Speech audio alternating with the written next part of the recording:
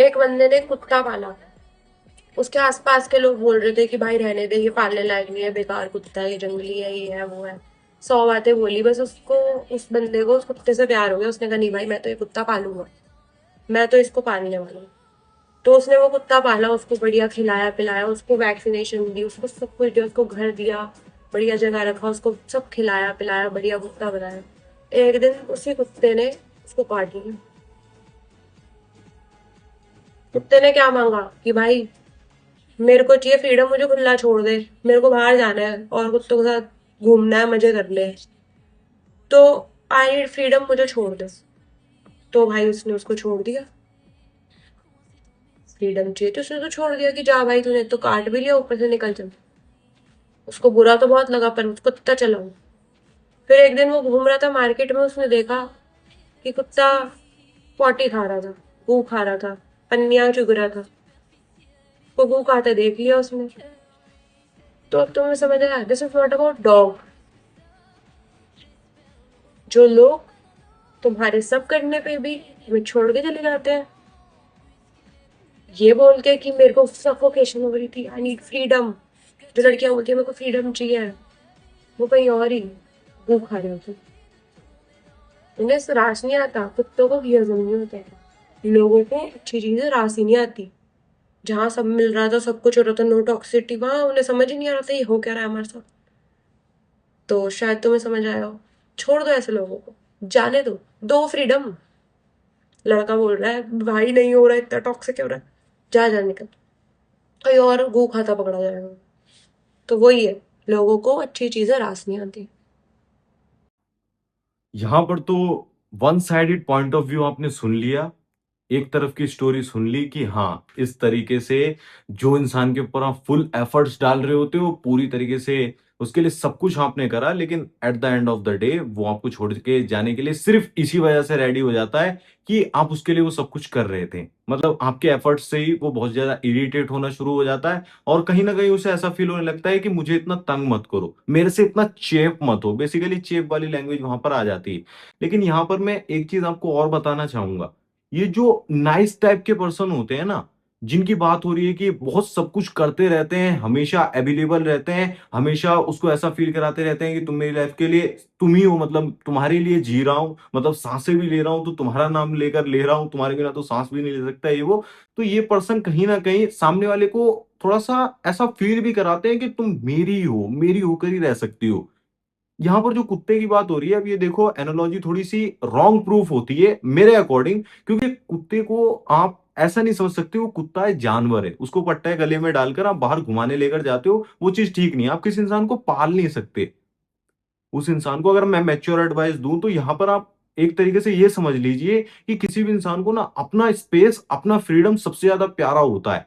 अगर उसको ऐसा फील होता है कि ये एफर्ट्स के बदले में मतलब मेरा फ्रीडम मांग रहा है, ये चाह रहा है कि सारे एफर्ट्स में डालता रहूं तो मेरे ही अकॉर्डिंग सारी चीजें होती रही, कंट्रोल करने की कोशिश कर रहा है। देखो जो रियल में जेन्युइन पर्सन होगा ना, वो हमेशा मर्जी का ध्यान रखेगा कि किसकी क्या मर्जी है, अपनी मर्जी के अकॉर्डिंग भी काम करेगा और सामने वाले की मर्जी भी देखेगा कि हाँ, म्यूचुअल अंडरस्टैंडिंग होगी कि इस समय ये चीज नहीं चाहिए या फिर ऐसा नहीं करना चाह रहा है तो नहीं, वहां पर नो मीन्स नो होगा। लेकिन जो सिर्फ एफर्ट्स डाल रहा है ना, बहुत ज्यादा नाइस बन के इसीलिए दिखा रहा है कि ये पर्सन मेरे साथ बना रहे या फिर मेरी लाइफ में रहे, तो वो एक ना एक समय के बाद ना बहुत ज्यादा इरिटेट करने लगता है। वो चाहता है कि किसी ना किसी तरीके से पूरी तरह ये मेरे हिसाब से बन जाए, बस जैसा मैं चाहूं वैसे ही रिएक्ट करने लगे। अगर मैं कहूं कि रात में बाहर नहीं जाना तो रात में बाहर ना जाए, अगर मैं कहूं कि सुबह जल्दी उठना है तो सुबह जल्दी उठे। और इसी वजह से ज्यादातर आपने देखा होगा कि रिलेशनशिप में ना आपका गला घुटता हुआ नजर आता है।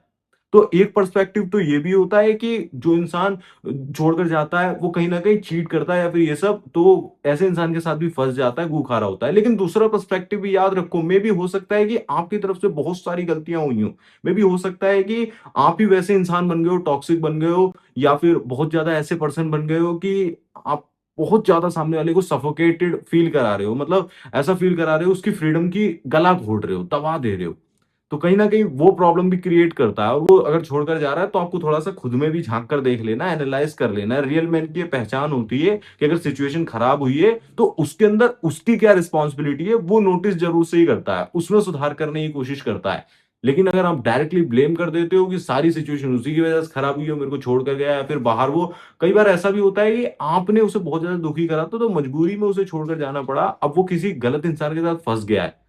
तो ये रिस्पॉन्सिबिलिटी भी आपकी है, क्योंकि आपने स्टार्ट किया था, आप ही आए थे रिलेशनशिप के अंदर, आपने प्रपोज किया था, तो सारी चीजें वहां पर देखी जाती हैं। लेकिन आज के टाइम पर अगर मैं बोलूं कि एक मैच्योर इंसान जो होगा, वो कभी भी ना, जरा सा भी उसे अगर मैनिपुलेशन फील होगा, जरा सा भी ऐसा फील होगा कि यहाँ पर बंदा जेलसी फील करा रहा है या फिर किसी भी तरीके से घुमा फिरा के मेरे को कंट्रोल करने की कोशिश कर रहा है, तो वो तुरंत से वहां पर बाउंड्री सेट करेगा। आप हो चाहे कोई और हो, हर किसी को अपनी बाउंड्री प्यारी होती है।